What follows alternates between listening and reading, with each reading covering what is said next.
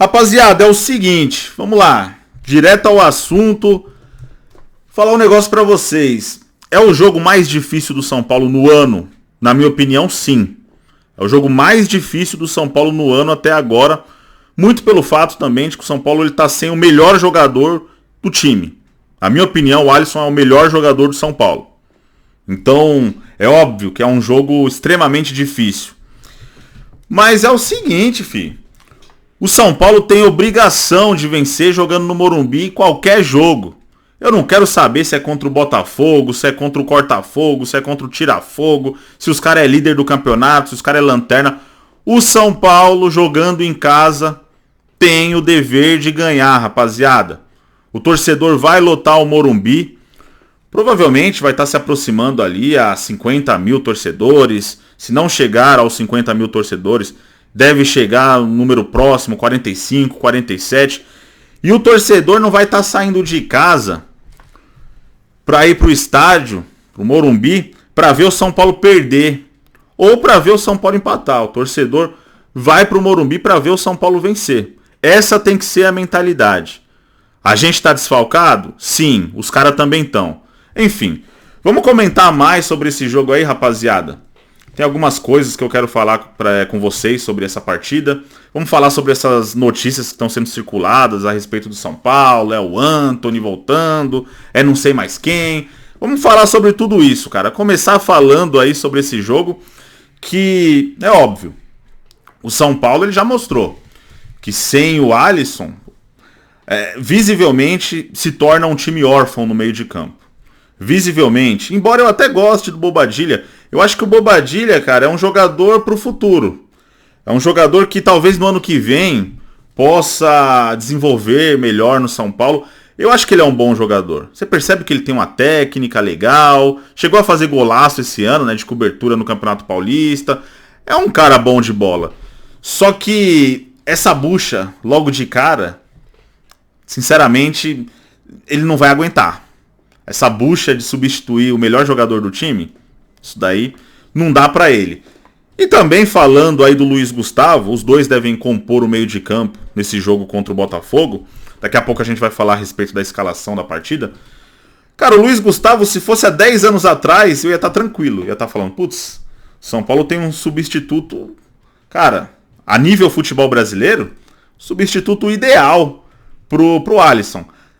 A nível Copa do Mundo não, né? Porque ele era o meio campista no 7-1, enfim, foi uma vergonha aquele meio campo do Brasil na Copa de 2014. Mas a nível futebol brasileiro, se fosse há 10 anos atrás, o Luiz Gustavo, eu tava tranquilo, tranquilaço.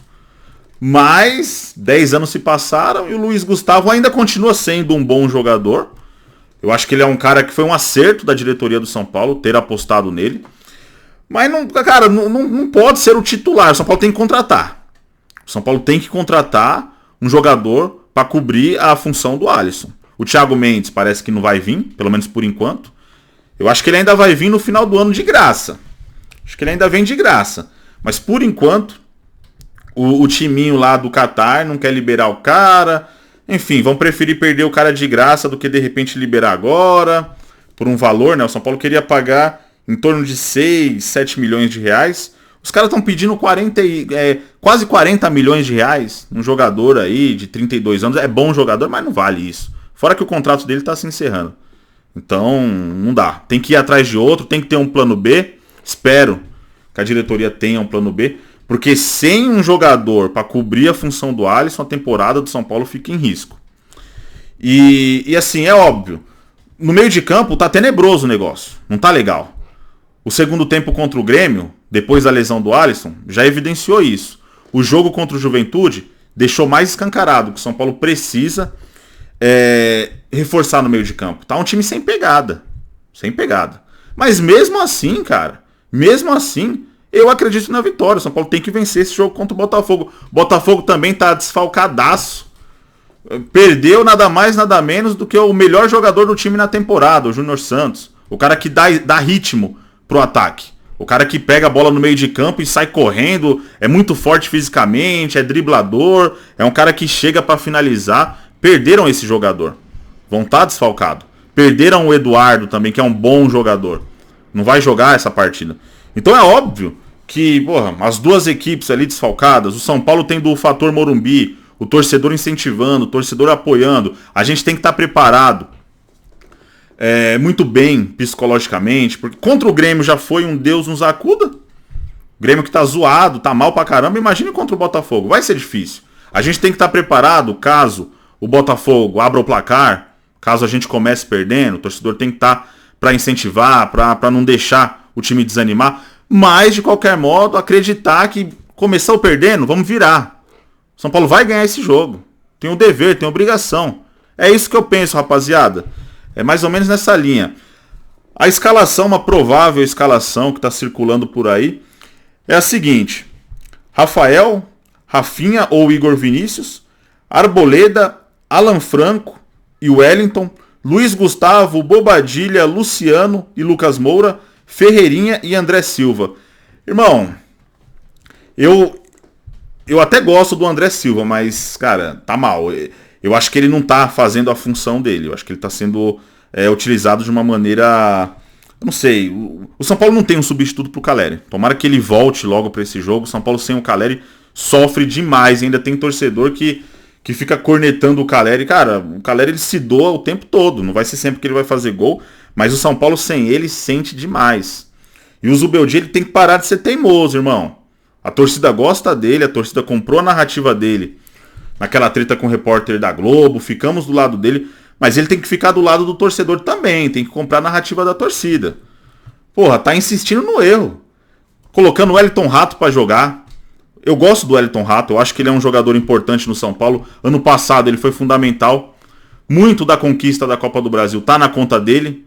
Aquele jogo contra o Ituano. Se não fosse o gol dele, o São Paulo poderia ter sido eliminado nas oitavas. Foi nas oitavas ou na terceira fase? Agora eu não me recordo muito bem. Acho que foi na terceira fase. O jogo estava perto de ir para os pênaltis, ele foi lá e fez o gol fora da área. Ele foi importante contra o Sport, na fase seguinte. Ele foi importante nas quartas de finais contra o Palmeiras. Contra o Corinthians, fez um dos gols que deu a classificação do São Paulo. Foi importantíssimo na final. Ele começou a jogada ali do gol, que depois o Nestor deu assistência para o Caleri, no 1-0 do São Paulo lá no Rio de Janeiro, no Maracanã. No jogo da ida. É um cara importante. Eu discordo de torcedor que critica o Wellington Rato a troco de nada. No caso, ele tá merecendo crítica, porque ele não tá jogando nada, cara. Ele tá pesado, ele tá sem ritmo, mas muita gente gosta de desmerecer o Wellington Rato pelo fato de que o cara não tem ali nome, né? O cara não tem ali uma mídia. No momento ele tá mal e merece crítica, mas antes dele estar mal e merecer crítica, desde o ano passado, quando ele tava jogando muita bola, o pessoal metia o pau nele, aí eu discordo. Mas no momento ele tá merecendo, cara, ser terceira opção no São Paulo. O Nestor não tá entrando bem também. Depois da lesão, o máximo que fez ali foi, acho que um gol na Libertadores, né? Um golaço lá de fora da área. Cara, muito pouco. Vem apresentando muito pouco. O Galopo, pra mim, é caso perdido. O Galopo esquece. O São Paulo tem que negociar. O Galo furou a bola dentro da pequena área no jogo contra o Juventude. Aí não dá, rapaziada. Aí não dá, cara. Aí não tem condições. Então o Zubeldia tem que parar de ser teimoso. Parar de demorar pra fazer as substituições. E colocar também a molecada pra jogar, velho. Testa o Rian Francisco no lugar do Caleri, quando o Caleri não puder jogar. No segundo tempo, de repente, pra substituir o Caleri. Testa o Rian Francisco. O moleque na base é um fenômeno. 17 anos. Tem time aí que moleque de 17 anos já é titular absoluto. No São Paulo, moleque de 17 anos... nem pro profissional subiu ainda. Então testa o Rian Francisco, coloca o William Gomes para jogar. Todas as partidas que o William Gomes, o pouco de jogo que ele entrou no São Paulo, desde que ele subiu pro profissional, cara, nunca comprometeu, sempre fez ali a parte dele. Testa o Eric mais vezes. Eu vi muita gente falando, mas quando o Eric entrou, ele não jogou bem. Cara, qual que foi a sequência que o Eric teve no São Paulo? A maior parte dos jogos dele, que ele entrou, ele foi bem. Um ou outro ele não jogou nada mesmo. Mas a maioria dos jogos que ele entrou foi bem. Testa os caras. Chega de colocar jogador morto em campo, velho. Então isso daí tá irritando um pouco a torcida. Vamos ver qual que vai ser, né? Qual que vai ser a decisão aí do Zubeldia para esse jogo contra o Botafogo, o que ele vai fazer, se ele vai continuar batendo nessa mesma tecla, se ele vai ouvir o torcedor, enfim. E falando um pouco aí, rapaziada, dessa notícia que circulou, né, de segunda para terça, essa história do Antony, irmão, o Antony não vai vir.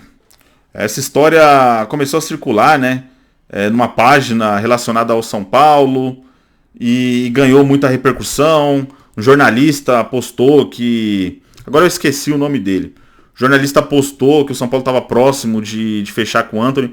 Irmão, eu não vou ficar duvidando da boa fé de ninguém. Eu não vou falar que o cara fez isso de propósito e tal. Até porque eu acho que é burrice inventar essas notícias. O cara se queima. O cara perde credibilidade. Ficar inventando esse negócio de que o São Paulo tá fechando com esse, com aquele. Não dá. Eu não acho que foi intencional. Mas tem que checar melhor essas fontes, hein? Tem que checar melhor essas fontes, tem que ver o que faz sentido, o que não faz. Isso não faz o menor sentido, o Antony vir pro São Paulo agora. Sinceramente. Ele não vai vir. Então, isso daí acabou gerando um desgaste aí nas redes sociais. O Antony não vai vir, mas o São Paulo tem que contratar jogador. O São Paulo tem que contratar um lateral esquerdo, tá demorando demais. E o São Paulo tem que contratar um primeiro volante aí, principalmente. Enfim, rapaziada, deixa a opinião de vocês aí nos comentários. Tamo junto, um abraço a todos.